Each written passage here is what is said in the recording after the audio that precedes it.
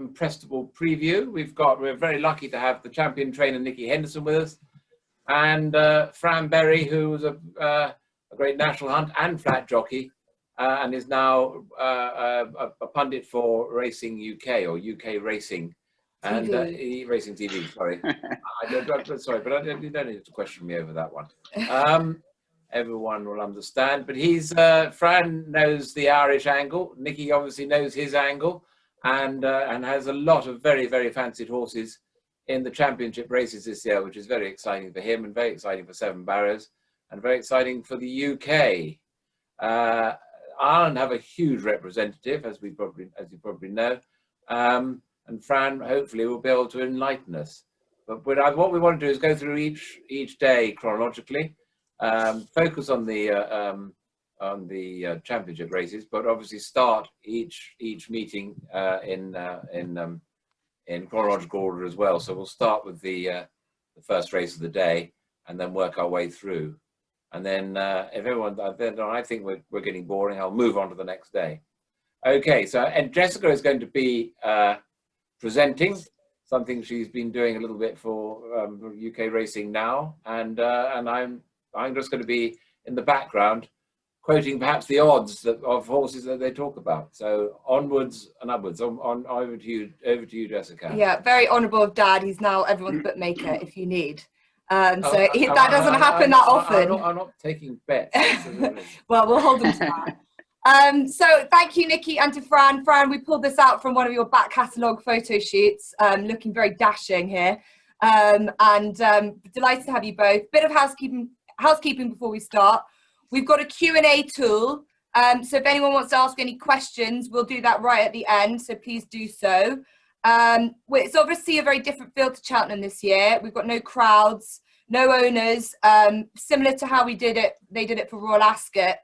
So the atmosphere is very different. So we'll all be watching on TV, and a good plug for Racing TV. You can watch all the races on that channel. But the first 6 of each day will be on ITV for anyone that doesn't have it. And also wanted to make everyone aware who might not have known that the race times have slightly changed for Cheltenham this year.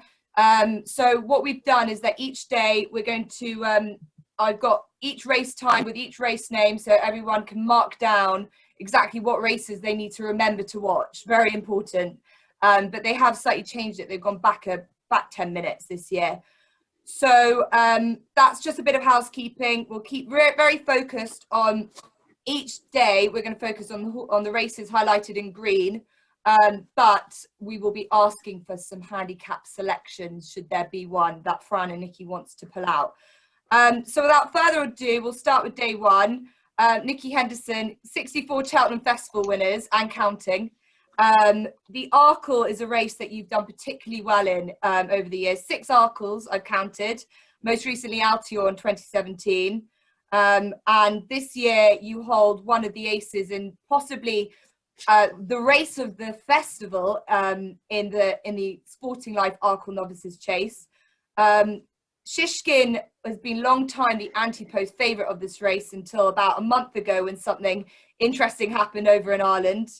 But he's, in terms of betting, Shishkin's hardened over the last couple of days. He's now even money. And Enna Jameen, who's the Irish representative, is 11 to 4, I think. So Shishkin is now a hot favourite. Now we want to know why you think we should be siding with Shishkin over Enna Jameen, Nicky. This should be or not. That is the question. You want to Shishkin? So I didn't catch you there, James. Shishkin, yeah? Yeah. Well, he's in good shape. I mean, as you say, this race has sort of changed considerably in about 3 weeks ago, as you say, because at one stage we were way odds on and they said this is going to be boring and Shishkin is 2 to 1 on and let's move on. All of a sudden, Energumene appeared in Ireland and was seriously impressive. And I think the other horse not to forget is Mankind. Old Mankind, who, the one thing we will know is we'll get a good gallop because he will make it. I don't think there's any doubt about that. Energumene will probably follow and we will probably follow that. I don't think you're giving anything away. I think that's pretty given. The most annoying thing about Willie's horse is that actually he, at one stage earlier in his life, Tom Lacey used to bring his pointers over here to work with us. And one morning, Nico had this horse here and schooled him over our fences. I wasn't here that morning. I didn't even know they were doing it. But that daft jockey of mine forgot to say, I schooled a really nice horse here yesterday. I think you ought to go and buy it. In fact, then 3 days later, won a point, and they sold it before he got home that night. So we rather missed the boat. So the horse has already been to Seven Barrows, and now we've got to take it on. And you let it go. You let it go. Funny enough, Jessica and I were at that point at Larkhill and saw it winning. Yeah. But the interesting thing is that Shishkin actually came from a yard 2 miles down the road from Gordon Elliott. So he let that one go from under his nose. Gosh. So who has the better one? Who has the Arkle winner? Well, that's what we don't know. I think it is. It's going to be a fascinating. The Arkle's always a good race. You won't win it with a moderate. Well, you need a top class Grade 1 horse, and I think all these three. I think you can narrow it down to the 3. There are others, of course, there are, but they seem to be the topical 3, and they'll go a really good gallop. We would be pretty confident we stay well. Ground's just going to be interesting before we start the whole thing, really, because it's going to matter over all the 4 days and all the races we're going to talk about. It does look as it's been drying up over the last few days. So we're going to get a lot of rain tomorrow and Thursday. Then I think it goes dry again, which will be good. The biggest bonus we probably have this year, which was sad at the time, that both the New Year's Day meeting and the trials day were both about because it was waterlogged. So the ground hasn't actually been cut up as much as it would normally be. So we should be on some pretty nice ground all 4 days. You get fresh ground when we move on to the new course on Thursday and Friday. But it should be fresh ground. And I talking to Simon Clace last week, he was pretty confident he wouldn't have to water, but he will do so to bring it down to good to soft if he has to. Yeah. They always do that. They won't let it happen on good ground because they think they all go too fast, which is dead right. They do. Yeah. It's frightening. And obviously the ground, your horses have usually liked it slightly better ground. So too much rain. I personally want good ground. We will be favoured by and large through the week with good ground. And Fran, just touching on Energy, he was a lower profile than most last season as the Irish Spring Festivals were cancelled. So he actually came into this novice chasing season slightly under the radar compared to Shishkin. He's clearly improving on every run. You recently went down to the Willie Mullins yard as you ghostwriter for his column. What can you tell us about this horse and his chances in this race? Jess, when he won in Gorham Park on his first chasing start, that was 2.5 miles, half a mile, obviously longer than the Arkle, but he was electric. And I never seen Paul Townend after normal chase winner being so excited by one, maybe with the exception of Monkfish, who we'll talk about later. But he's been just, since getting down to 2 miles, he's been very progressive. And looking at him physically, he looks like a 2-miler. He's a ball of muscle and energy, and he's very compact when you compare him to Willie's middle distance and longer distance horse. But I suppose it all revolves around Nicky, and Nicky's got the experience here. He's won this race with Altior, Simon Seek and Sprinter Sacre in the past, and how Shishkin fits into that bracket will probably decide what chance Energy has. Yeah, it's a good question, Fran. And Nicky, where, and compared to those great horses, is he? And I know there's been comparisons to the likes of Sprinter Sacre and the likes. And do you think he's as a good a model as those heading into an Arkle? I think coming into this race, he's probably got a harder task than they had at the time. I thought Altior, they were both very, very good. And I mean, it's extraordinary. They come along like, you suddenly have 3 really good 2-mile chasers sort of follow each other through the through the years. Lucky they didn't all turn up at once. Sprinter was unique. He was just different class. And you know, hard to fill his shoes, but along comes Altior, who has been very, very special. Shishkin's got a very, very long way to go to be talked about with them. But I mean, then they had to start in this race as well. And Shishkin, he won a Supreme Novice Hurdle, which Altior did, but Sprinter didn't.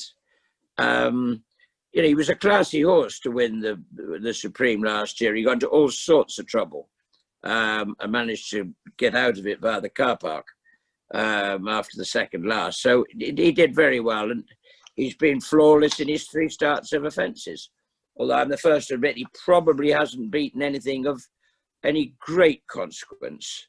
We've just tiptoed along quietly. To be honest with you, he's had 3 runs and he's just about got 10 out of 10 each time. Yeah, absolutely. And hopefully left a bit in the locker to beat these very good, proven, graded horses at this stage. But I think where we fall down, obviously, with that Cheltenham form, as you said, that probably is edging him in the betting.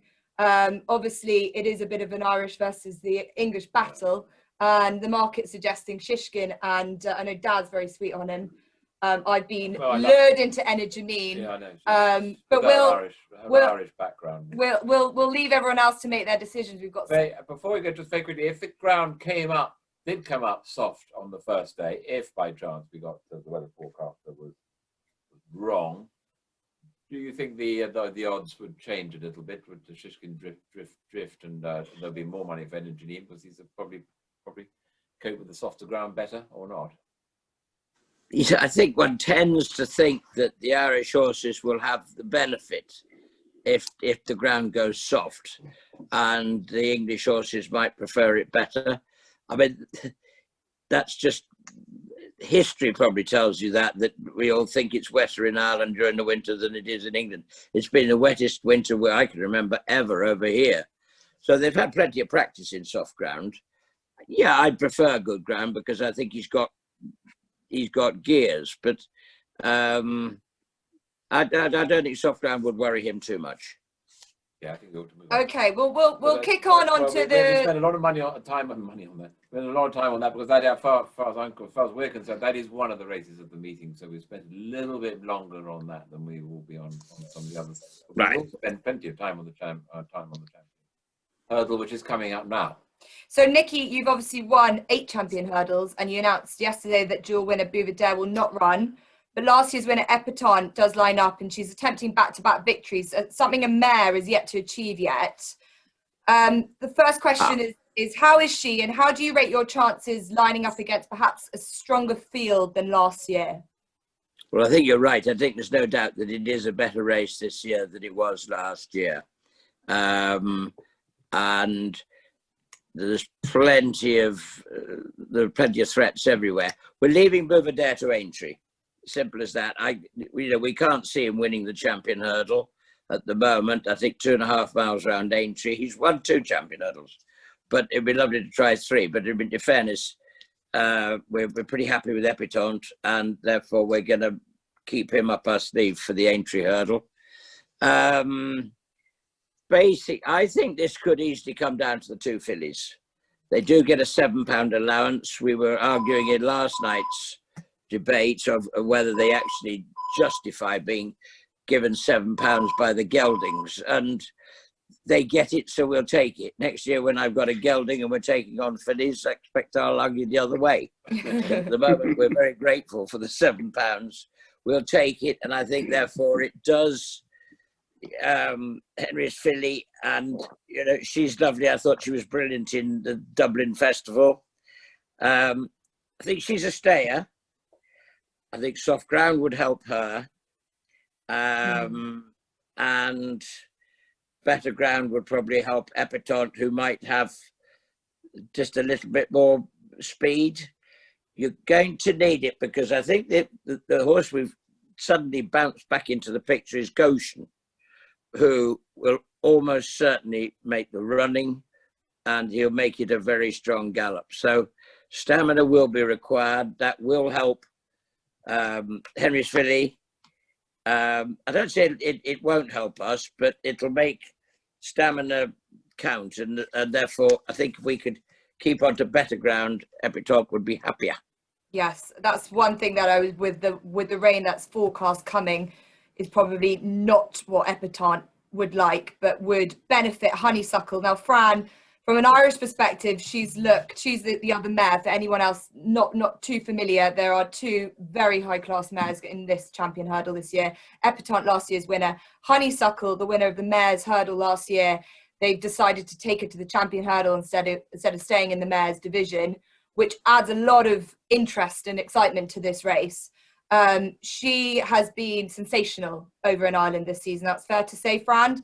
And back to 2 miles and perhaps on quicker ground. Do you think she's unbeatable, or do you think Epitante throws up a very, very big challenge to her?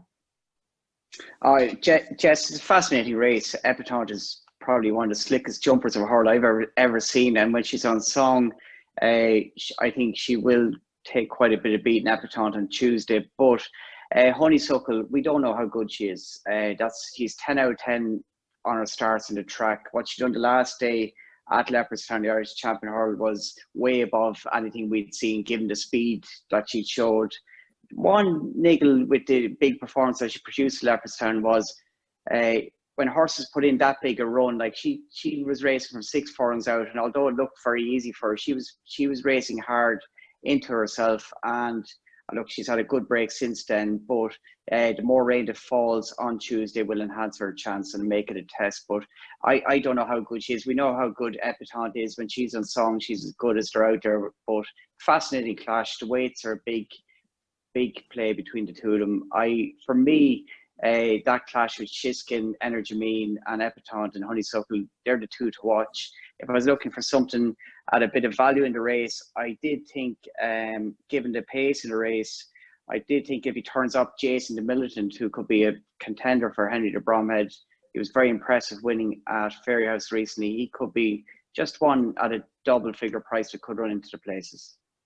Yeah, interesting that Henry de Bromhead trains both Honeysuckle and Jason the Militant, so he probably has a good handle on how he is coming into this. But as you say, there's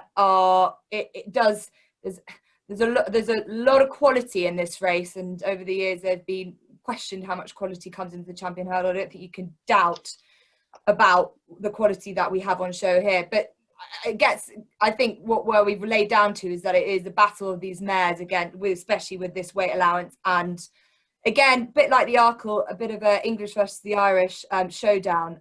So best of luck for Epitante and to Shishkin. Now we'll move on. Does someone put find a price for Jason the Militant? I'm not going to lay it to you, mind you. It's 33 to 1. 33 to 1, Jason. 33 to 1. Jason, for anyone who just feels they ought to have a five pence each way on something that Fran suggested, Jason the Militant is 33 to 1. We like a bit of value. Nicky's run away. Right, we've lost Nicky for a second, but we'll head on to the mare's hurdle, because I know Dad wants to talk about a horse that he likes, and then we'll ask Nicky when he comes back to us. Well, the horse I like in the mare's hurdle, the mare's novices hurdle I like, sorry, but I do love mare's novices hurdle. Sorry, the mare's novices hurdle is the race after the champion hurdle, and there's the mare's hurdle. Oh, sorry, the mare's hurdle. The race after the champion hurdle is a race that was won by Honeysuckle last year, and there's a horse in there that Dad has a big soft spot for, so we've specifically are talking about this race. Well, I love this horse because it's Concertista, is by Nathaniel, and just did a big piece on Nathaniel. I love this mare, but I remember she went through the ring in Ireland, in France, and I know that she was a horse that our bloodstock agent at the time, what's his name, Aidan Coleman, Matt Coleman was looking at, and he pointed her out to us. But he then went and bought her for Willie Mullins, and the rest is history. She took a very long time for Willie Mullins to get her onto the track, but since she's now finally got her. She's a very, very big mare, and she was second first time out at Cheltenham, and then she won last year, and she's now favourite for the mare's hurdle this year. She is 6-4. I think 11-8 actually is probably the best you can get. You can get 6-4. You won't get 6-4 with me because I'll only give you even money. I love her, and I think she'll take a lot of beating. Nicky has got Damned Company in the race, and Verdana Blue. I just wondered if they're both going to run, Nicky. That's all. And Floressa. And Floressa, of course. Oh, I think you're on mute, Nicky. Mute. You ran away. No, not back yet.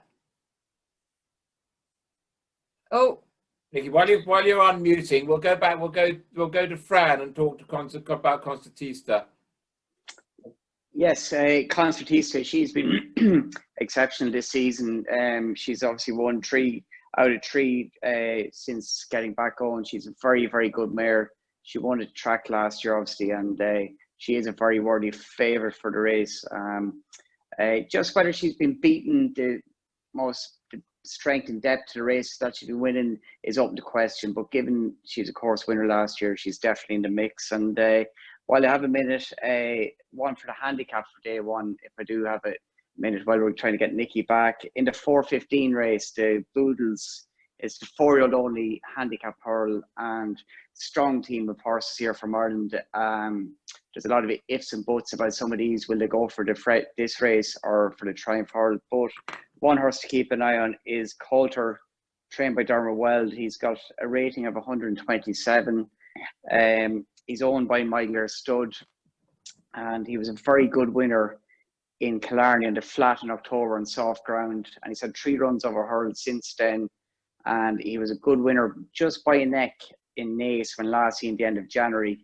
But that form has worked out all right. There's been a couple of winners come out of it since. And the key to this horse getting into Cheltenham is he's got a nice weight of 10 stone 2, but I expect the visor or blinkers to be put on for the first time over obstacles on Tuesday. And I think that can really, really enhance this horse's chances. And he's a 10, 12, 14, 16 to 1 chance various places. He's definitely very interesting, but just watch to make sure that the headgear blinkers are applied.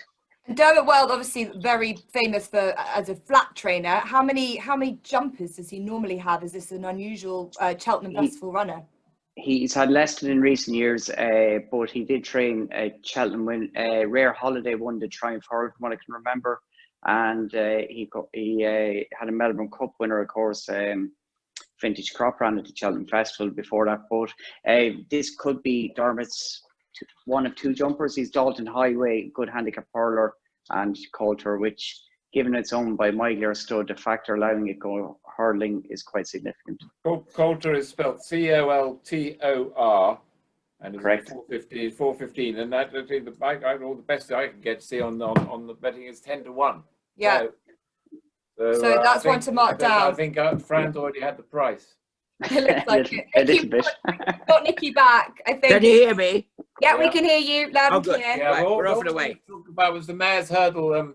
Nicky, Damned Yeah. Company, who obviously won the Coral last year, and Verdana Blue, I see. And Floressa. And Floressa, all 3. Yeah. Verdana Blue is not going to. She's not going to come to Cheltenham this year. We're going to keep her. We're going to win the Ascot Gold Cup or something like that. Oh, yeah. So I need you, Fran. Yeah, don't worry. Get Fran out of retirement for that. Floressa and Dane de Company. Dane de Company won the Coral last year. She was good. Floressa, I've been dying to move her up to 2.5 all winter, and she looks fantastic. So they will both run. I think, as you rightly say, what's it called? Concertista. Countitista. I had Countista, but that, I'm afraid, wasn't quite as good. These are 2 good mares. They'd have each way chances, yeah. But I think this is one we'll have to leave for Alan. She looks a different class. Yeah, I have to agree. Although I do have a soft spot myself for Roxana, who's been running against the boys all season, but She's a good mare, yeah. Time Hill, and I think that she was going to go for the stairs. And I think I'm going to take Dad on a bit myself with Roxana. So a very exciting first day. We've had Fran's handicapper for day one in Coulter. Now, Nicky, there is a horse of yours that I wanted to point out, Dicky Diver, who, because he hasn't raced more than once over fences. Mm. Won't be able to run in the National Hunt Chase on the first day. Is that right? No, he can't. Unfortunately, we were trying to get him ready for it, but we haven't. He can't. Sadly, he won't be able to do that because, as you rightly say, he hasn't run twice. And so he won't be. He will actually be in what was the RSA, but Brown Advisory now. What else have we got? Well, no, we've done all ours actually. Well, except OK Corral, he'll run in the Ultima, but that is his objective actually is the Grand National. Yeah. Okay. Who's actually ran well. He won. He was second in an Albert Bartlett, was he not, or something like? He was. Like He's that. a very good horse actually, but he's just not the soundest creature in the world. And you know, I really was fancying his chances for the Grand National last year. Then I thought he'd win the virtual Grand National. And I switched on to watch that with great excitement because I was determined he was going to win. Do you know what they did? They said he refused. Well, I went ballistic. He'd only won the bet thing. What did he win? At Doncaster, in his previous run, ridden by Derek O'Connor. Anyway, he will be ridden by Derek again in the Grand National if all goes well. Brilliant. And we'll have amateurs. Information. Amateurs will be back by then. They will be for Aintree, yes. Right, as well as most professionals. Well, you've got double whammy, everyone. You've got a Grand National and Cheltenham tips all at once. So Right. brilliant. Listen, don't forget, it's taken me 40 years and I still haven't won a Grand National of any description except for the American. Well, you were second to an amateur, weren't you? Is that right? No? Zarovich, who rode the winner of the Grand National that year? Not an amateur anyway. Wasn't it? No. It wasn't Grittard. No, Anyway, we'll Zarovich move was on. second. We'll keep everyone moving on. So we're going to go into day 2, the Wednesday of 17th, and we're going to kick off with the Ballymore. Possibly because we feel, after a lot of positive reports coming out of multiple preview nights, and I've been talking to every Irish man and woman in the land, and Bob Ollinger has shortened in recent days and has got into a lot of people's Cheltenham accumulators because of it. Fran, I'm going to come to you. This positivity, is this something that we should be all be jumping on, or are we looking at the wrong horse in terms of the Ballymore winner?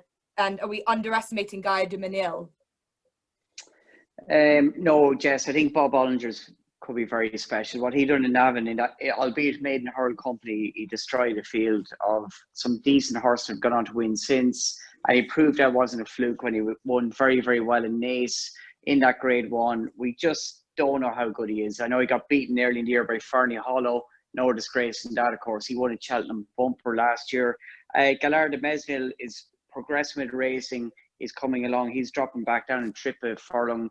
He is definitely open to more improvement, but just get the feeling Bob Ollinger might be just that extra level of form or ability there, but I wouldn't be looking beyond the two of them now. Obviously, you know more about Brave Man's Game and the likes of them, but they're two very high-class potential chasers in the making, I'd say. This is a race that the Irish have had quite a big stranglehold over for the last few years.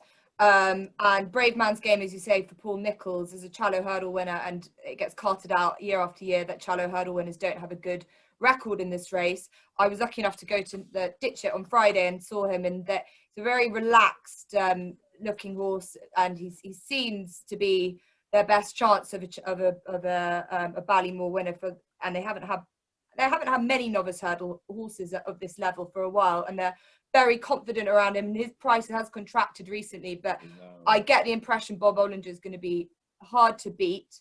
What price do we have for him, Dad? Bob Ollinger is 5-2. Gaillard de Manil is 7-2, and Brave Man's Game is nearly 5-1, just short of 5-1.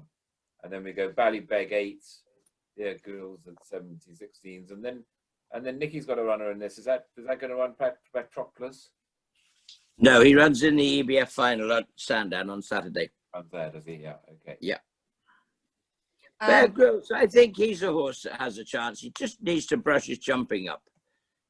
If he can do that, I think he's a very talented horse. Yeah. And I hear what you're saying, Jess, about the Challow. They keep saying it every night we talk about it.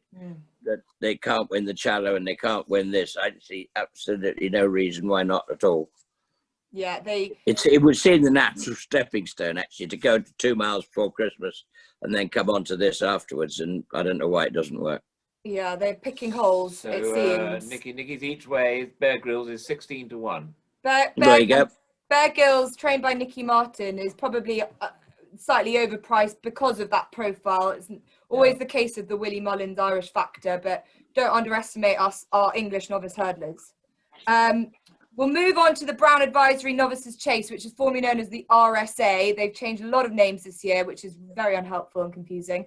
But the Brown Advisory Novices Chase is the 3-mile race for novice chasers. And we talked about Bob Ollinger being a bit of an Irish banker, nearly becoming one. But if there is one Irish banker, is it over fences? Is it safe to say that's Monkfish, Fran? You've seen him recently. Tell us all about him. Yeah, Monkfish obviously won the Albert Bartlett last year in good style. He's been a revelation going chasing. He was ultra impressive on his last couple of starts, and no more so than his last start at Leopardstown in February at the Dublin Racing Festival. I seen him there last week, and it's actually worth watching him on TV next week if you can get some close-ups of him. He's 17 2 hands. He's a giant. I'm 5'9" or whatever, 8, and he's 4 inches above my head. But he's the most nimble physical specimen for the height of him and the strength of him. He's almost like a giraffe. That's the nearest thing I can describe him as. He's quite unique, but he's got a big engine and he's very well balanced horse, and he could be a bit of a freak. Yes, he could be the real deal going forward. Yeah, and when you say real deal, we talk this race is sort of the stepping stone for future Gold Cup horses. He looks. We're already talking about the Gold Cup of next year and what we could have. And I know we're going to get on to Envoy Land, but that's how good people think that he could be. Is that fair to say?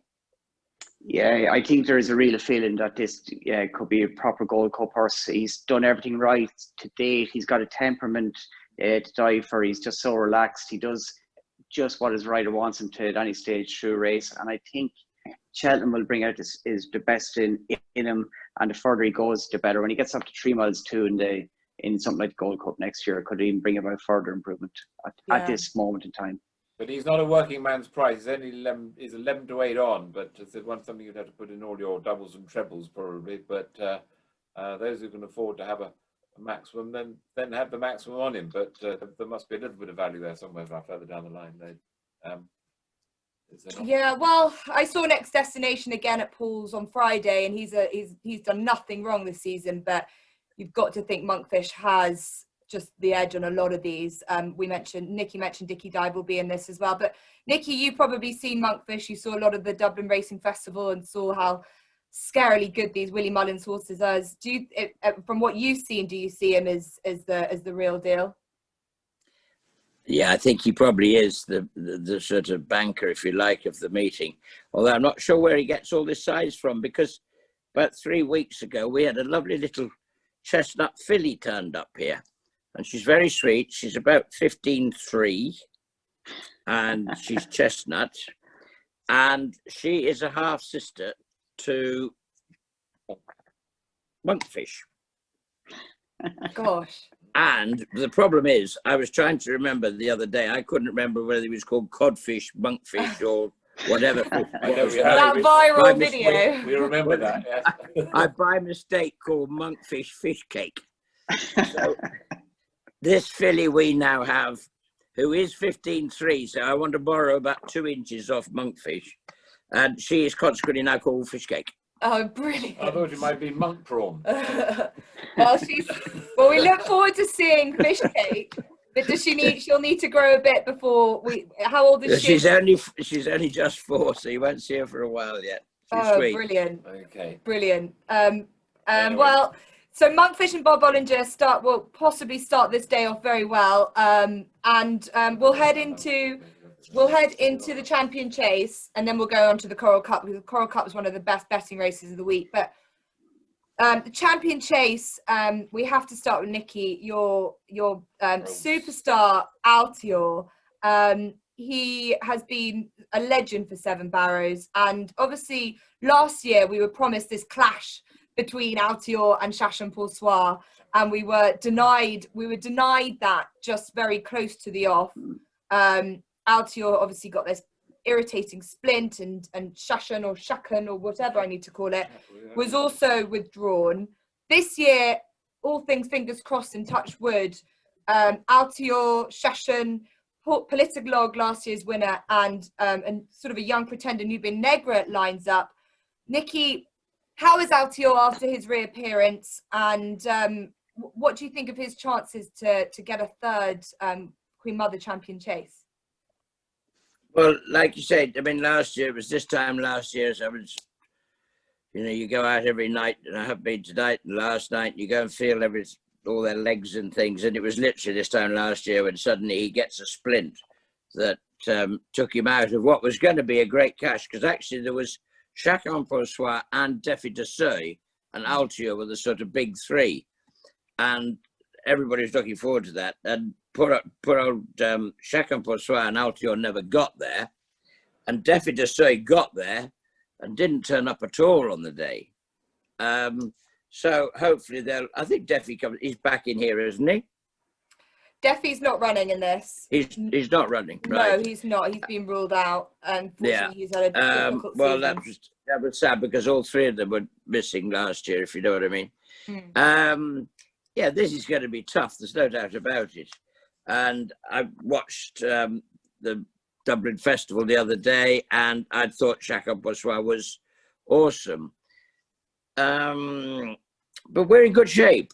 I mean, we haven't had a sort of ideal sort of season really, but I still think I'd be disappointed if he can't beat Politiglogue, because we've met 3 times and we won 3 times, and you know, I hope we have a clash with Chachan-Poursois. I think he's entitled to. He's in good form.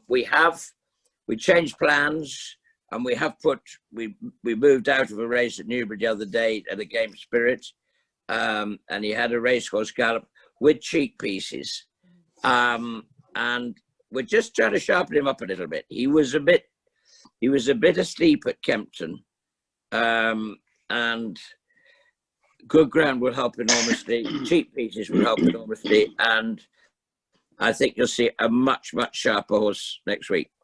And Nicky, if for people who might be looking through the form book and see Nubin Negra beat Altior last time, he's running in this race. Could that happen again? As you said, a sharper horse that will bring you on a lot, and he had a long, big gap between his races, and it's just a case of he's going to step up on that run, so he can reverse that form with the likes of Nubin Negra. Yeah, I think fair play to Nubin Negra. He did beat us, but we hadn't done much right all the way round. He was jumping too deliberately, and he was very flat down the back straight. To be fair, some of our horses weren't running great at Christmas, and I just thought he ran very flat. Don't forget, he's 10 now, and you know, a lot of like us all, he's probably lost a little bit of his pace. To help him there, the cheap pieces I do think will help a lot.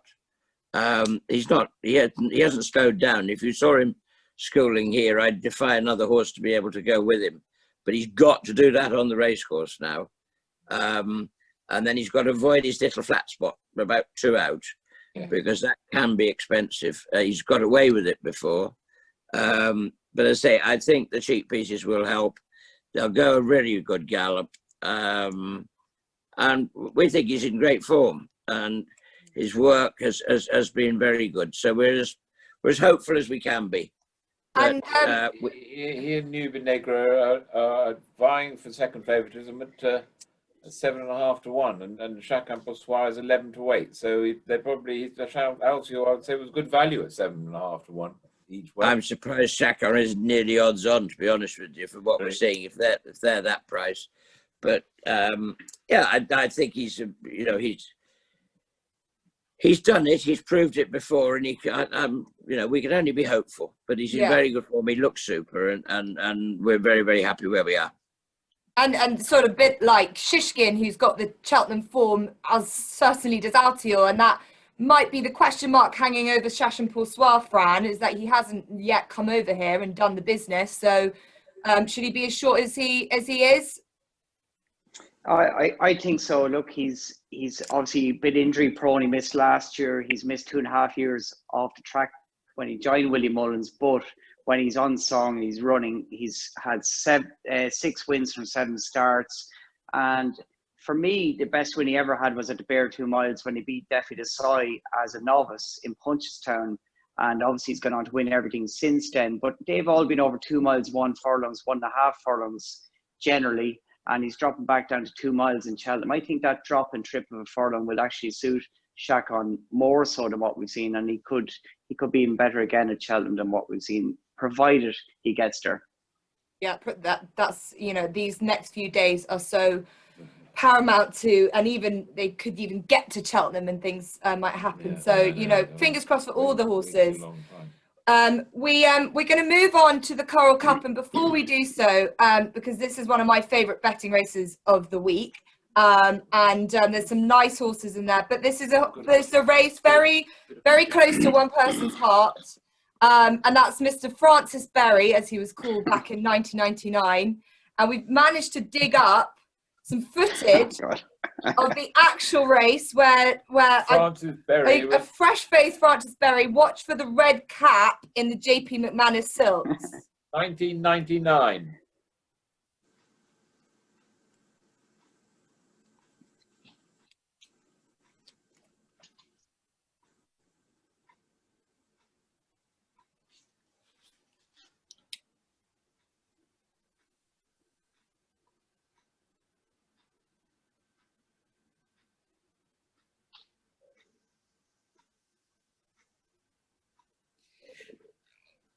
Oh, just about.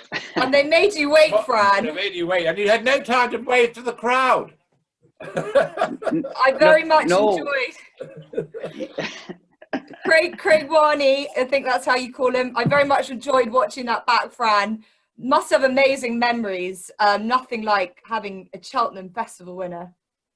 Look, it was magic. He's up there on my wall there somewhere still, but it's look, it was fantastic, and it was even sweeter to get the verdict that year and win by a short head, because I was second the year before, and Nicky might remember this. I was second, and a horse called Top Seas went and won it, and Top Seas, of course, was a part of a very famous trial with the Sporting Life and the Ramsdens.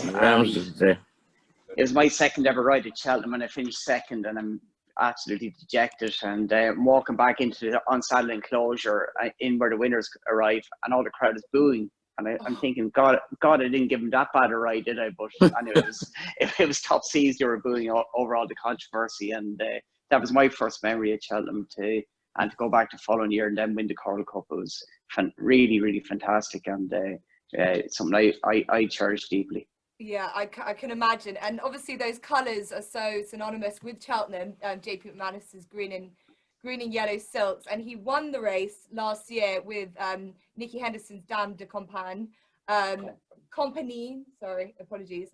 And he loves winning a good handicap. But Nicky, this year you've got a good list of horses that are currently entered, including our very own Buzzy, but he won't be going, as we've told everyone.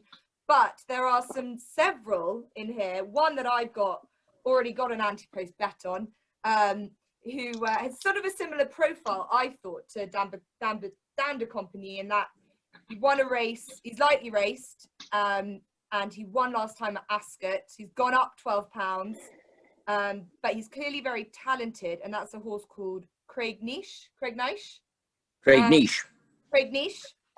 Yep. So he's about a 16-1 shot. You've also got Monte Cristo and Alart, amongst others. I think those are the three that you're definitely going to send. What can you tell us about them, and who's going to win it for you this year? Well, originally we had we had 14 in to start with, and I figured that if we ran 14, there was only room for 10 others. So that would have made it sort of quite interesting. But we're actually Alart probably won't. I think he's been novice chasing and he really wants to stay that way, but he won't be ready for Cheltenham, in which case Alec will wait for the novice chase at Aintree. The 3 we would run, as you mentioned, Craig Niche.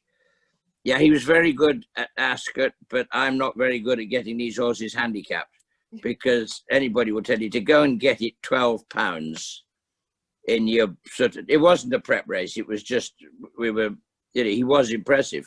And slightly surprisingly so, I must admit. But to go and get £12 and then in order to come into a race like this, that is totally ridiculously bad training. It's stupid.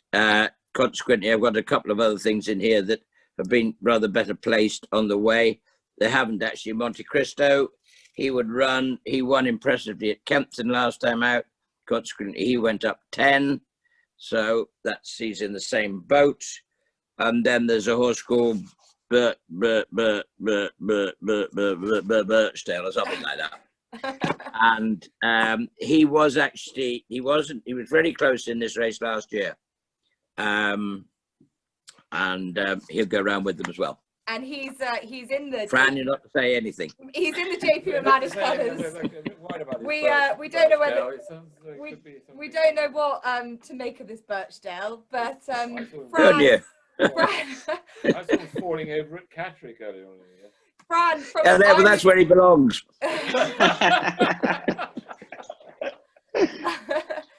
Fran, from an Irish perspective, is there anything? Obviously, the handicapper over the UK has his own assessment of the Irish horses coming into this. Obviously, this is a race you've won, the race that the Irish do well in. Is there anything that stands out to you? One, obviously, it's a race. You'd be looking for something at double figure price, given the nature of it. Alpha Mix is one that does tick the box. Should he go? Gavin Cromwell trains him. He's owned by JP McManus, and he was 7th in the race last year, not beaten too far, 7 lengths, and he's been chasing since then. He's had 3 runs over fences. He ran pretty well in his last start, but back on what hopefully be better ground for him. He's off the same mark as what he ran in last year, 1-4-2. We just mightn't have seen the best of him yet, and he's open to a bit more improvement. So provided the ground is decent, he's a live each way chance. Alpha Mix. Yeah, Alpha Mix. I got a good word from him off Johnny Moore. I did a preview with him the other day. Said very similar. And Gavin Cromwell's has got a very good list of horses heading to the Cheltenham Festival. We'll crack on. Alpha Mix is 16-1. Thank you. And Birchdale has just been backed into 20-1 from 25-1 as we've been speaking. Right, there we go. No, well, I know. I'm not joking. It has just moved into 20. Someone's moving the prices, and I don't know who it is. Right, we'll head on. Unless there's anything else that we want to pick out from the handicaps that we've missed from Wednesday. I'll just give a mention to one. The bumper that wouldn't be the most obvious. Obviously, Willie Mullins got killed Crut, and Sir Gerhard obviously joined the stable now. 2 proper horses, but one horse he's given a big mention to all the way through. He disappointed last year when he ran him behind Kilcrup, but he lay up at a very, very fast pace. It's a horse called Ramillies, and he runs in the colours of Shiskin and Album Photo. He's out 25-1 now for the bumper. If you're looking for something that the stable rate highly, he could be a good price. Ramillies in the bumper. Okay. Thank you. Brilliant. We'll head on because we're conscious of time to. Oh, we'll watch this again. We can watch that plenty of times. That Coral Cup. It's a fantastic finish. We'll move on to Thursday. Again, we start off with a very, very good novices chase, but it has been dominated for much of the year in terms of the betting by another Irish banker of sorts in Envoy Alan, who's won at Cheltenham twice. He won the Ballymore last year. He won the Bumper the year before. He has been completely flawless. We all know recently he's just joined the Henry de Bromhead yard. And Fran, I'd like to come to you about this, just to touch on it quickly. Would something like that, changing yards so soon to a race as big as this, affect a horse? And his price sort of drifted out slightly, ever so slightly, just out of nervousness, but he's pretty solid. He must be. He's 11-10 on. Yeah, look, he's the Irish banker. We talked about Monkfish and Viola, and it's the Irish banker. Obviously, the change of stables is not ideal, and Nicky will obviously know a hell of a lot more than I will. He might mention it, but all of his main work has been done now before the change of stables. I presume he's within 10, 12 days of the race, so it's only a matter of keeping him taken over. Not ideal changing stables, food, change of routine, and then have to travel, but it's better that it's maybe closer to the race than a month out, maybe. But Nicky will know a lot more than I would about that. Nicky, on this, if you were to receive a horse from another yard so close to this big race, how would you prepare them, and what would it mean for them? What would you do? Well, I'm sure Willie and Gordon Henry have chatted about it. I mean, the one thing you're obviously not going to do is change its feed, but I'm pretty sure that actually Henry and Gordon both use the same, which is actually what we use as well. So you wouldn't change his feed. If you were going to run in the Melbourne Cup, you're a fortnight before, you're long gone and travelling, aren't you? So and that comes under the same jurisdiction. I mean, they leave home a fortnight at least before the race, and you do for some people like to fly in 1 or 2 days before. Some go a fortnight before because they have to quarantine. So I don't think it makes much difference, to be honest with you. What about just quickly on routine and stable staff and horses? Do they tend to sort of adapt quite quickly to things like that?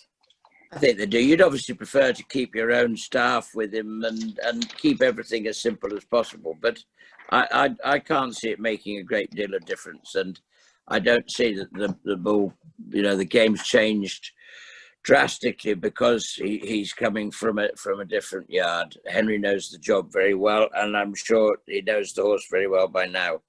And he's the one we've all got to beat. He's been seriously impressive. Some will just say that what has he actually beaten, but it's rather like saying what has Shishkin beaten. He's very professional. Sometimes you look at him and think, hey, that's not going as well as it really ought to be. And then it seems to all he has to do is give it one flick of the fingers and it's on the bridle and off and gone. And he's been incredibly impressive. But I'm afraid we're going to beat him. Well, you've got two good chances in a race. They both ran against each other, Chantry House and Fools Raffles, a couple of races ago at Cheltenham. And Chantry House has then stepped up on that and then since won. And they represent as good a chance as any if Envoyland possibly wasn't in there. How pleased were you with Chantry House, especially last time with his very good round of jumping? And how do you think they'll fare? I would genuinely be disappointed if Chantry House can't at least give Envoyland some sort of a race. I can't tell you I think I'll beat it because I don't think we probably will. But I'd be very disappointed if we can't give it a race. He was third in the Supreme last year when we sort of always felt that he wanted 2.5. He was fantastic at Ascot first time out. Everything went wrong at Cheltenham the next time when Fools Raffles actually won, who is going to run, and he's good in his own right. But we had big problems with Chantry House's back, and we actually had to do surgery on it. And he was back at Wetherby within 8 weeks of doing that surgery, and he was serious. I thought he was very impressive. Horrible ground, jumped beautifully and won very comfortably. I thought it was, that was his prep for this. And he comes in very good form. And I love the horse. And he'll stay. He should jump. As I say, I'd be disappointed if we can't, I'd be disappointed if we get wiped out, which is probable. Yeah. And Fools Raffles is lovely. I love him, and he's got a big future. He's probably, he did win the race that Chantry House didn't win, but he'd be thereabouts. But yeah. I love Chantry House. Well, that race, as I mentioned, there was a 3-runner race at Cheltenham 2 races ago, and Lieutenant Rocco was in between them, and he's quite well fancied for the Ultima. So that race has sort of turned out quite well. Chantry House is around 10-1, so not a bad each way price for the Marsh if they all turn up. But we'll move on until to the Ryanair. A race which has got for a champion. And just very quickly, Enedramine seems to have come into the betting for the Marsh at 7-1. Why is that, Fran? I'm not quite sure why that's such a short price. Is there something am I looking at the barking up the wrong tree? Does Willie Munyon, because he does things at the last minute, do you think he'll suddenly change his mind and go for the Marsh rather than the Arkle? He's petrified of Shishkin. Yeah, well, I wasn't going to mention that. It's only to boast there. I realise that. We That's all know confidence that. for No, you. that's petrified. He's absolutely right. And you don't have to say any more, Fran. Done. We'll see. We'll move on. He seems to come into the betting rather short. I don't know what that's all about. Anyway, we'll move on. The Ryanair of all the championship races has probably got the most. It's less obvious. There's no short price. But it's sort of 11-2 the field. Is that right, Dad? Yeah, it's sort of the 11-2 Allaho, and then they go 13-2 Imperial Aura, 8-1 Melon, 9-1 Min, or 8.5-1 Min, and then there's 10-1 St Calvados, and 11-1 Mr Fisher, who's a good, I think, good value at the ground stays as it is. Yeah, that's why I was going to start with Nicky. Is Mr Fisher one of the horses that, again, another anti-post bet of mine. I think it'll be a good week for Jeremy, his sire. And Mr Fisher, Nicky, I think he's contracted in price about 16-1 a couple of weeks ago. How is he? He's obviously got that Cheltenham form now. He won the Peterborough around the track. He must have a cracking chance at that price. I hope so. Ground is vital. The gooder the gooder, or the better the better, if you know what I mean. The Peterborough got moved from Huntingdon and was switched to Cheltenham. Actually, he ran very well in the novice 2.5 mile novice at Cheltenham last year. He was 4th, I think. So he's got good experience around there. Then the Peterborough came to Cheltenham, and he won that, and he was very good that day. He hasn't run since for no reason that he's a good horse, fresh, he loves good ground, and in that sort of Altior hasn't run since Christmas either. To be fair, they've played the same game the whole way through. They've been working together, they've schooled together, they've done everything together. They've had racecourse gallops together, and yeah, he's a very talented horse. And just as you say, I think it's a good Ryanair, but it's a very open one. You can pick holes in horses. You can probably pick holes in Mr Fisher, but I can't find too many. I think he's thoroughly reliable, and you know he's one of our good chances of the week. And he's a lovely horse. He's lovely to do anything with. But it's just very open. You could St Calvados, yes, I think he's come back to his right trip.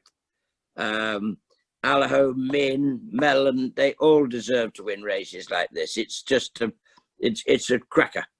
Yeah, Fran, I think Min, before the last run where he was pulled up very suddenly and quite alarmingly at Leopardstown, was a very short price for this race.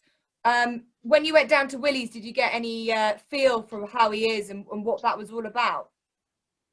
Yeah, look, they seem to be happy with him since then, Jess, but even before he made that mistake, he was never travelling. Normally, he's a horse that does travel really well into his race, and he never seemed to be happy for whatever reason.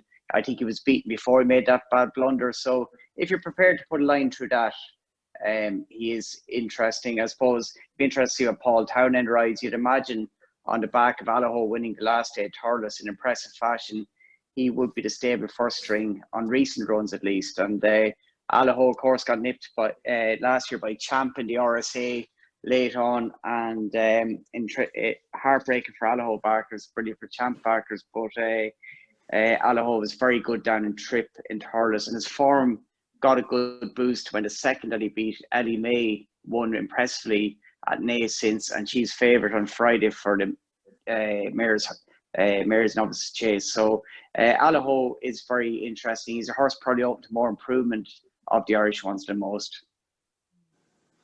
Interesting. Alaho, who currently heads the betting, sounds like he's Fran's interest for the race. By Epatant's sign, no risk at all. So we know that they can win around Cheltenham. So as we said, very open Ryanair. We're going to crack on into the Paddy Power Stairs Hurdle, which is another open race, but stronger than it's ever been. The Stairs Hurdle sometimes gets throwing darts out in terms of it not being a good as race as many other the championship races. But this year, we've got a serious lineup of quality. Not Paisley Park, who heads the betting, was the winner in 2019. He's obviously come back from an issue with his heart, which Nicky, you know about bringing horses back from heart problems. Your horse Sprinter Sacra had this as well. What kind of training feat is it to bring horses like Paisley Park back from this? Well, all I can remember is what Celia Ma, who was the vet at Rossdale's, who looked after Sprinter after he'd had his atrial fibrillation, and as you know, it took him quite a long time to get over it. It's all about getting the horse. She always said it's a bad experience for them, and if they can get over it, it's all about getting their confidence back and getting the belief back, and understanding that it won't happen again. And you know, it's some can and some can't. I think they've got to be good, tough horses. It's amazing. They'll say that it happens more in good horses than bad horses, only because they've got bigger hearts and bigger heart mass, and that's why it happens with them. But he's proved he's come back, so I don't see why that should be a problem, really. Yeah, and he heads the betting, as I said. Him and Time Hill have been sort of at each other's throats the last two races they've met. But there is some interest from the Irish representatives, and that Flooring Porter, Fran, must be one of them. He's one of the most upwardly mobile horses we've seen all season. He had a rating of 122 back in the summer. He's now rated 160. He comes into this, you know, he's done nothing wrong. Looking at Dad's betting sheet, he's around about the 12-1 mark. Is he overpriced for what he's done this season? He's definitely each way value in a very open race. He's got to step up again, but there's no reason why he can't, given the way he's progressed from summer. He's beaten in Galway off a mark of 130 in handicap company at the festival in the summer there, but he's got to step up again. I'm a big fan of course form. I thought Sire de Burley and a Storyteller, they were first and second last year in the Pertams, and they will stay and like to trip. And I'd say maybe Sire de Burley has been trained for this race more so than the Storyteller, who was second, of course, in the race. But Sire de Burley had one below par run at Christmas, and I was behind Flooring Porter when the stables horse were totally out of form. And he has been given a break since then. He runs well fresh. He's a bit of value at 8-1, but he can never write off Paisley Park. He's a very worthy favourite. And last year's winner, Lisnagar Oscar, is a big price at 16-1 as well, if he could build on that Haydock second. Yeah, brilliant. Sire de Burley. Sire de Burley is 8-1, as you say. Flooring Porter is 12s, and the Storyteller is 16s. We'll crack on through because I'm conscious of the time. There is a horse on day 3 that Dad wants to just mention quickly. Only very briefly. The Mayor's Novices Hurdle. Nicky, I don't think got anything in the Mayor's Novices. Have you, Nicky? I don't think. No, I haven't, no. And but only but the rare occasions when I managed to get through to Willie Mullins, I got through to him, and he talked about his juveniles from last year. Of course, we had a juvenile with him this year, and he said, I didn't run Hook Up last year at Cheltenham. She wasn't ready, but and I think she's come on a long way, and she'll run a big race in the Mayor's Novices Hurdle. So there was a tip from W. Mullins to me. Whether you'll ever remember telling me, I don't know, but I'll remind him if it gets beat. So Hook Up has another one that's come in for a lot of support recently, and she runs in the Mayor's Novices Hurdle on 4:15. I know a very shrewd man who might be on this call who got her at 50-1 at the beginning of the season. So that one is going to be very popular if she comes in. Now, before we move on to the final day, there's a couple of good handicap options, possibilities for Nicky Henderson. none so than Caribbean Boy, who is another one that might want that better ground. Nicky, he's in the Paddy Power Plate. Yeah, I like him. If he comes back to his first run at Newbury this year, was outstanding. But I'm not great one on times, but they say his time that day was phenomenal. Since when Henderson's made a complete mess of the whole job. I ran him back too quickly at Ascot, and then actually brought him back not so long ago in some desperate ground over 2 miles at Sandown. And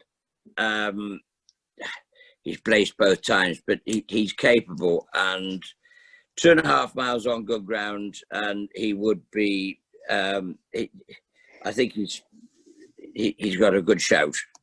I don't say he'll win. He's around about the 12-1 chance, which is way bet. I might not get tempted at that price. I might want a bit more than that. Okay, well let's hold on to Peter as well. and also on that day, Nicky, I'll keep with you. Horse has been talked up a lot, possibly because of the way that you qualified for this race. Is Champagne Platinum. He was a bit of an eye catcher last time. He's in the per temps. He's 7-1 for this. He was 7th in last year's Kimure. He's now back hurdling. Has this always been the plan for him? No. No. He should be chasing.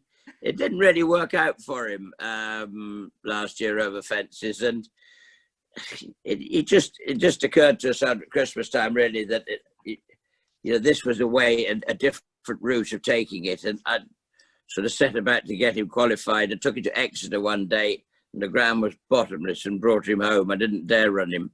You have to finish in the first 6, and I didn't think he'd do that.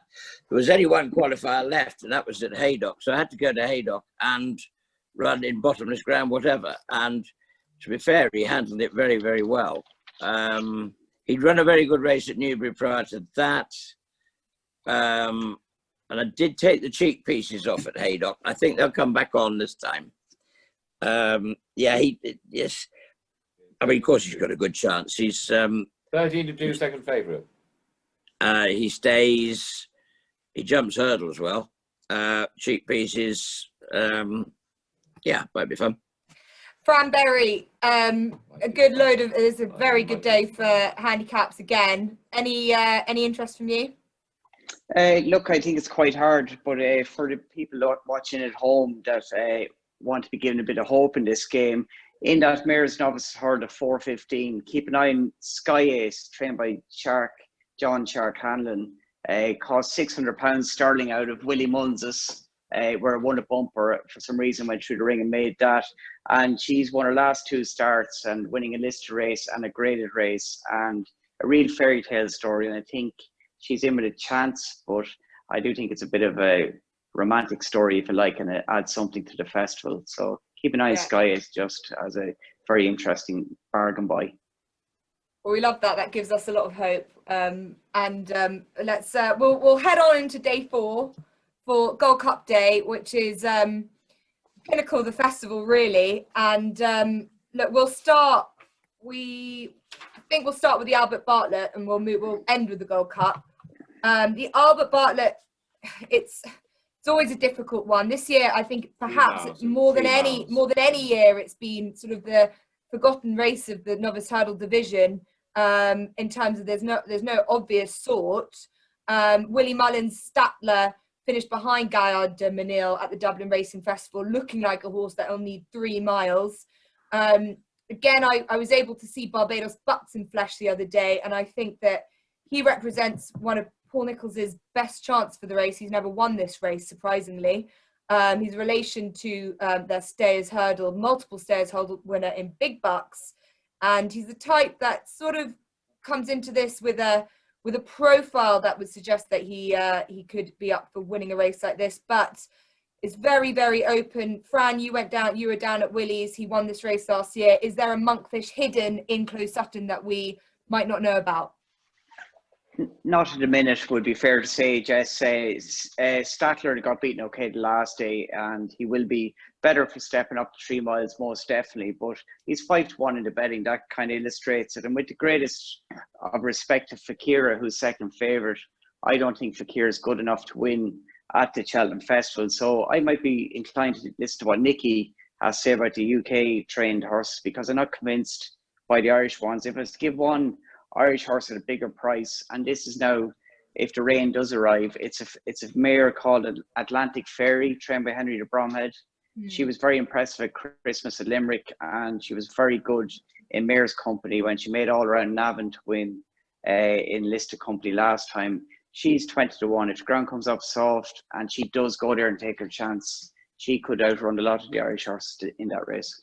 Yeah, I thought it was interesting that they didn't keep her in any of the mares options, and they just left her in there. She's another one by Jeremy, I think she's a real 3 miler, and I think the further she goes, the better she goes. She's got a high cruising speed, but the further she can maintain that over longer distances. Yeah. So Atlantic Fairy at a big price could be very interesting if the Henry de Bromhead team takes them there. Nicky, is this a race that if you've looked over? Obviously, it's pretty wide open to suggest. What have you thought about any of the English challenges? If you've got any thoughts at all on them? I haven't got any very strong views. We've looked at it with a couple. I thought I had a couple of contenders really, but it's quite a tough race on young horses. So consequently, I think 1 or 2 people do just duck it for a year and wait to come back in. They'll be there in a year's time, and I think that's rather what I've got. A couple of nice horses. They'll probably go to Aintree. So I haven't got a very strong view. I must admit that they're, as I say, it does appear to be a very, very open race. Sometimes it isn't the best of them, but it's always a. Yeah, there is a horse that you did run in this race a few years ago, and that is Santini. Is that right? Yeah. Santini ran it, and Bobsworth won it. And those became future. Obviously, Bobsworth became Gold Cup winner, and Santini was second in last year's Gold Cup. So we'll probably move on to the big race of the week. That is now it's called Wellchild Cheltenham Gold Cup, and obviously leaving the best to last. And we'll probably start with Santini, who Nicky was second, as I said, last year. Probably not had the perfect preparation or year in terms of the route you would have wanted to have taken him, but your cards were laid for you, and you went to the King George, probably not the best track for him, and you faced a lot of heavy ground. In terms of where he is now and where you've always wanted him to be, is he in the best shape that you would like him heading into a Gold Cup? Well, you're absolutely right. It hasn't been a very nice winter for him because there was never really anywhere very obvious to go. So we started at Aintree in a farce of a race, which was sort of more resembling the Pony Club bending race, because they came up the straight sort of in and out of fences. And he actually only just got beaten and finished in front of Frodon. So actually that was rather a good start to the season. And had no intention of running the King George. He was never even entered. And I just said to Richard, we were waiting for the Cotswold Chase, and it's an awful long time. This horse loves work, loves jumping, and he actually likes racing as well. And he wants to do it. So we actually did supplement him for the King George, and he ran a very sound race, but not surprisingly, down the back the second time, they were just a bit quick for him. And but it got a good race into him, and it just gave me the chance to just take a bit of a break and then come back for the Cotswold Chase, which then got delayed from Cheltenham into Sandown. That was horrible, horrible ground. It was made for Native River and Bristol de Mai. They were bound to love it. Santini was not. They got away from him down the back. He stayed on for a bit. Aidan Colburn rode him that day on purpose because it then left Nico to ride Champ at Newbury and then decide which way he was going to go. And therefore, if he didn't ride Santini, Aidan would know the horse. And so that's the way it's actually going to go, all being that they all get there. But it wasn't nice. But I think Aidan was able to look after him from the second last. He wasn't going to get to the first two, but the ones behind weren't going to get to him. So it was satisfactory at least. And he's come back out of it well. He's having a lovely time on this weather and ground at the moment. He'll school again because we do a lot of that with him. And look, they're going to go a good gallop. I think we know there'll be Native River will make sure it's a right old gallop all the way, and that will suit Santini because he probably lacks a gear, but he's full of heart and he's full of stamina. If he gets into a nice rhythm and jumping, and he can hold his posse, we do wear cheek pieces these days, and he's in good form, but he's got a bit to do. But no, he's entitled. He only just got beaten last year, and Yeah. I would hope, and he was second in an RSA as well. So, you know, he's nearly entitled to one himself. Yeah, absolutely. One thing there has been, and again, I hate pulling out the stats, but it does suggest that horses that return to Gold Cups who haven't won it the time before, so who've given it a go, they're not. It doesn't bear as well for them as fresh horses who haven't had a run in the race before. So the likes of Champ and our Plutard, who coming in it first time out, your Champ, possibly the stats say they run much better. Obviously, Champ again didn't have the perfect prep into it, but what turned out to be an inspired decision, running him in the game spirit. He's you've got him. Would you say you've got him to where you want him to be after that? Well, it wasn't ideal, and we had to take a rather unorthodox route, but there was some method in the madness. What we were trying to avoid is getting a hard race so close to the Gold Cup itself with a horse that hadn't run since last year's RSA, and therefore you would be in serious danger of in the bounce factor. However one tries to explain it, it does exist. We did have a month before, I had done a racecourse gallop over 3 miles. It was a bit like a relay race. Various horses jumped in and out of it. The only horse that went the whole way was Champ. And he had various horses to lead him over fences and various horses to jump in from behind trees and things like that. It was all it sounds very dubious, but it wasn't. It was a sort of, it worked. I wanted to feel as if he'd had a race. Mm-hmm.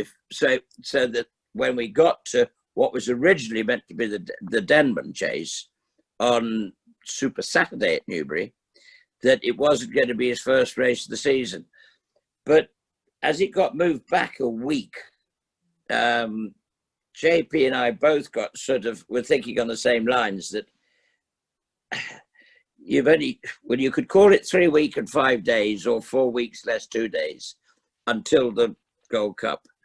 And it's a bit like £19 and £99p, isn't it? I mean, the difference is not a lot, but it was still going to be quick on him.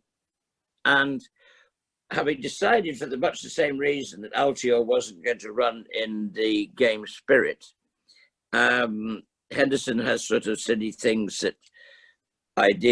maybe they're ideas, in the middle of the night, that one should switch something. I did switch Bobsworth from the 2.5 to the 3 in the middle of the night.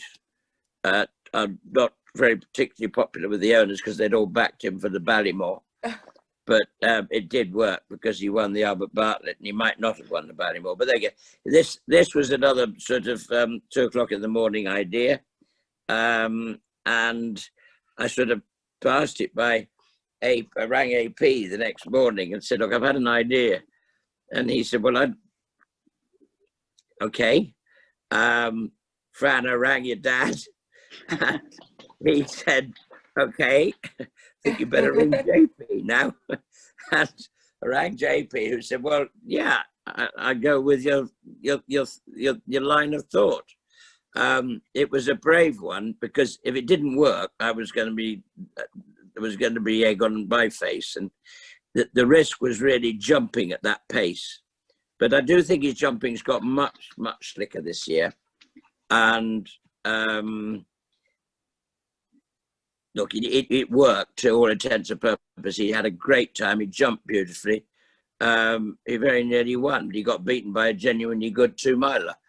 But it did what we wanted to do, which was get a good sharpener, good race into him, and consequently, I think we're in a pretty good place now, barring bounce factors. And the only other thing you just have to worry about now, he's got to settle down, because not surprisingly, by running him over 2 miles, I've revved him up a little bit. He revved himself up as soon as he went onto the racecourse at Newbury that day. He suddenly became, he knew he was a 2 mile horse, not a 3 mile horse on the day. He was fresh and he was well. Now he's got to settle in order to get the trip, to be fair. We have had a wind operation since last year. That's why we were so late coming out. I think that'll help. He's just got to settle, get into a rhythm. The good thing is the pace will be strong, so he should be able to relax behind it. If he gets into a nice rhythm and his jumping holds up, then, you know, you've got to be hopeful. And I suppose that was the question I was going to ask, the pace of the race. Last year and the year before, we've had different type of pace Gold Cups, and it's Album Photos proved that he can win it in a fastly run Gold Cup and a slowly run Gold Cup. What would be, is it the fact, would Champ want it slightly different to Santini and the other way around? Is it quite difficult with two horses that want slightly different conditions? Well, one is an out-and-out stayer, and Champ's probably proved at Newbury the other day that he's got quite a bit of speed in him. So you, a very, very strong pace might suit Santini better than Champ. But then look what he did in the RSA last year. He was 5 or 6 lengths down at the last, and he came and got them. You'd have to assume for stamina, because he stayed on so strongly up the hill. My suspicion might be that actually his wind was catching him out last year that we didn't know, and that's why he sort of suddenly dropped out, but sort of 2 out and then ran on really, really, really well. But he did stay up the hill that day, and you'd hardly doubt his stamina on the strength of that. And really difficult question, but could you split them then, Champ and Santini? If you, who's your more likely Gold Cup winner, do you feel, if I can ask? Champ is 5 to 1 and Santini is 14 to 1. Yeah, you'd have to say that possibly that you know, Champ's performance at Newbury was probably a better trial than maybe Santini's was at Sandown. But I was happy with that. I'm happy with both horses. I think, you know, our job is just to make sure they both get there as best we can. They've both got a little bit to do. It's not until Friday week, so they've got a little bit more to do, whereas Tuesday's horses are sort of virtually finished now. They both need to do a little bit more. So, fingers crossed. Luckily, I'm the only person that doesn't have to decide who might or who might not. And you know, they're both owned by great friends, and I've got 2 very good jockeys.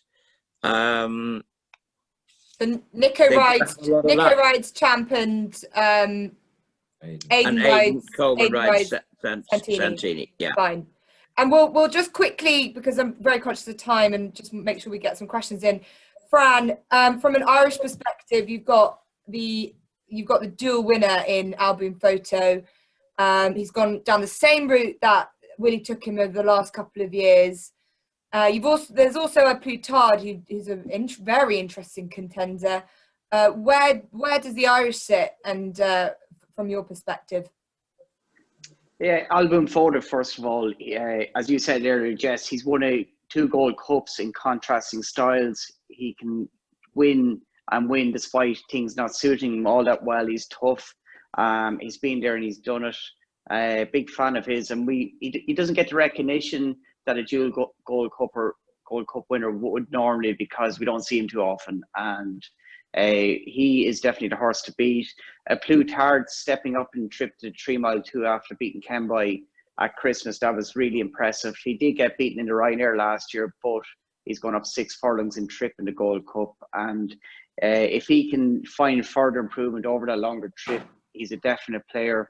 But I would I'm all for Alboom Photo, but I would be a big fan of Champ after the way he ran at Newbury. I thought that was very, very impressive. And given what he'd done in the RSA last year and the way the race developed for him, if the wind issue has been solved and his jumping is better, which it looks like, he's the horse open to more progression. Him and a Plutard against Alboom Photo. They're the two, Champ and a Plutard, that could improve. I think Champ could be the one to put it up to Alboom. Interesting. I'm getting a bit of a JP accumulator. Treble here. Here we've got Champ, we've got Alpha Mix, Sir de Burley, perhaps even Birchdale in there. JP McManus was the leading owner at the Cheltenham Festival last year, and I think we've got quite a nice selection of JP McManus horses for this week. Yeah. So that's and you know, two from the men quite close to the operation. So that's very exciting. I'm turning into a bit of we a will. I'm definitely a Champ fan. I think that's we're sold. Now there is one race before we end, the County Hurdle that Dad is a big fan of this race, and just quickly want to touch on it. No, because I love 2 mile handicap hurdles, and it's a great race, and it's always a race for something. The lands usually invariably lands a gamble, and I'm just going to ask Fran if there's something from Ireland that we ought to know about, because I'm sure there's something there that's been laid out for this race from across the sea. There's one standout horse, Eclair de Beaufort, if you want to pronounce it that way. He was second in the Grand Annual, which is named after Nicky's dad last year, to Johnny Henderson. He was second to Chosen Mate of 149, and he's running off 139 if he goes for this County Hurl. And he had a bad trip the last day in Leopardstown. He got pushed very wide on the worst of the ground, and he wasn't beaten too far. And I think he would have won in Ferryhouse in November, and he took a bad fall at the second last. He could be a blot as regards chase form to handicap hurl form. He's about 12 to 1. Well, actually, you can get a bit of 14s. I don't know whether it's changed, but you can get a bit of 14s. They're cleared to book. Will you give me that with 4 or 5 places, James? Go on, Dad. I thought you were so confident you didn't worry about the 4th and 5th. There will be 25 runners. So. Yes, all right. Yeah. No, I'm quite fond. I'm going to stick by Dear Buzz, and I'm quite fond of Edwardstone. I think it's a good horse. He finished 3rd in the County Hurdle. In the Betfair, and if that race hadn't taken too much out of him, you might have run a big race at 20 to 1. Edwardstone, who I like, and ran a great race at Newbury. If that race hasn't left that race behind, I think he. Nicky, do you have anything that we need to put down for the county? We'll have a couple of runners. Yeah, I can't say I see the winner leaving here. Okay, well, Claire de Beaufort, Edwardstone. I think we haven't gone through every race, but we're very conscious of time and everyone keeping their food. And is there anyone left there? And what I'm going to do now is quickly just answer a question. We've got one. We've got an anonymous question. Nicky, many UK national hunt trainers haven't been firing on all cylinders this season. You've been caught up in that. Are you confident that they'll be spot on in terms of their health come next week? No wonder who is he? No wonder he's anonymous, yeah. Ballsy. Yeah, ballsy, that's what he's called. I think you could say that everybody has, and I don't think Fran would probably disagree with me, that there hasn't been the same problem. Well, I know there has, in Ireland as well. Because actually, funny if we do a lot of our testing over there, and I think they're finding the same sort of thing. Yeah, we've been up and down. I am reasonably hopeful that they've been running much better the last fortnight. They've been good. Where we were finding things wrong with our blood tests have been eliminated, and they're all coming back very, very correct. So they've done plenty of work, and I'd like to think we might just be getting away with it in time. Yeah, it hasn't been a great winter. It's been wet. It's been horrible. They have had problems, but we're pretty happy where we are, really. But everybody's been in the same boat. You can see it, England and Ireland, where yards have had quiet periods and not having a lot of runners from time to time. Yeah, and the ground, obviously, as you mentioned, a big thing, big factor, but brilliant. One runner, one winner today. You had a winner on the weekend, plenty of winners more to come. A man who can get them spot on for Cheltenham is Nicky I Henderson. just heard that anonymous, that was Oprah Winfrey who sent that over. We've got a couple more questions coming through, so before we let them go, another anonymous attendee is asking Fran Berry, which horse would Fran like to ride if he had one pick? Oh, God, that's a hard one. I would probably prefer to ride the bumper at this stage, because it's obviously at my age it might be easier. But I think Envy Allen could be anything, you know, or Monkfish. Monkfish is probably. I was very taken by Monkfish when I seen him last week. He really left an impression on me, and I think Monkfish will be the one. I think if you're a jump jockey, there's your real Gold Cup prospect. Have you ridden a giraffe before? No, but this is a very fast one, albeit over 3 miles. And we've got Gav Clifford's asked, we didn't touch on it, and definitely, it probably merited it. The Triumph Hurdle, a quick pick from the Triumph Hurdle from Fran, from what you've seen. Obviously the Irish are leading it with Zana here, but Tritonic looks like a nice horse from the British representative. It does. It's another clash of the countries. Shiskin and Jameen and Tritonic and Zanahir. Zanahir, I've never heard as many good judges, so-called good judges, people you'd respect, to be so taken with a juvenile hurler at this stage of his career, what he's done this season in Ireland. I think the new track in Cheltenham will suit him very well. And I don't know how good Tritonic is, but he's going to have to be very good to beat Zanahir. But fascinating clash. I have no strong opinion on it. Keep an eye on Quixilius. He's in that as well. He's obviously gone to Henry de Bromhead. If he were to run the Boodles, despite top weight, he could be interesting. But I have a feeling he'll go for the Triumph now with the stable switch. And Nicky, this is a race that you've won plenty of times. Is there a horse that you've seen from either side of the Irish Sea that you think has a good chance in the Triumph? It looked all Ireland until 2 weeks ago. I didn't think there was anything in England that should have really showed up as sparkling, whereas there were 2 or 3 in Ireland that looked good. Having said that, then Tritonic did go to Kempton. I wasn't that impressed with him at Ascot, actually, the first time. But I thought he looked very, very good at Kempton. We know he stays well, and he finished that race very, very strongly. He's going to come up the hill. Kiggy's a great mate, and I hope he can. I can hope he can keep it at home. Brilliant. Well, I think we've got all the questions. Any more questions? If there's no more questions, then we might wrap it up like that. What myself and Dad might do is stay on if anyone wants to just chat, and we can go through all of our winners that we've got as well that we haven't discussed. But for now, Fran and Nicky, thank you so much. We've got so much insight. We've got a great JP McManus accumulator. We'll send everyone what we went through in a written form. There's a lot of drink waiting for you in the plough, Fran, when you come back over. Okay? Yeah, we miss you back in Shelbourne, and we look say hello to all our friends in Shelbourne. Anyway, missed them all there. Okay. Thank you to Nicky, and best of luck for next week. Thank you very much. We'll be rooting for you. I'll be speaking to you before then, probably, Nicky. Yeah. I'll talk to you tomorrow. Poor Nicky. No rest for the wicked. Go and have another drink. Yeah, we'll leave it. I will. Don't worry about me. Thank you. Cheers, Fran. Bye then. Bye.